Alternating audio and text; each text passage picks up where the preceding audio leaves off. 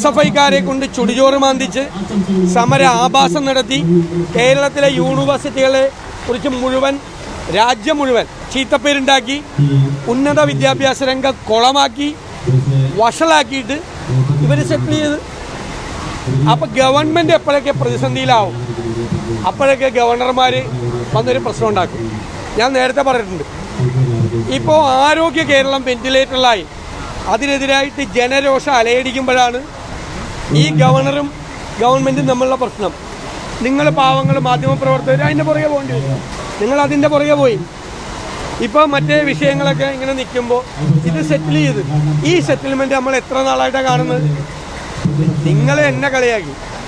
നിർമ്മല സീതാരാമനുമായിട്ട് പുട്ടും കടലും കഴിക്കാൻ പോയപ്പോൾ പിണറായി വിജയൻ്റെ ഇടതുഭാഗത്ത് ഗവർണർ ഉണ്ടായിരുന്നു. ഞാനത് പറഞ്ഞപ്പോൾ നിങ്ങൾ എന്നോട് വിഷമം പറഞ്ഞു. അവരൊക്കെ ഒന്നാണെന്ന്. നമ്മളെ പറ്റിക്കാണ്.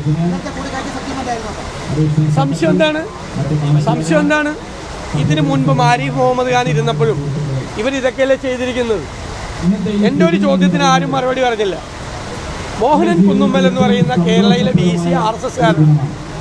അതാണല്ലോ CPMൻ്റെ ആരോപണം.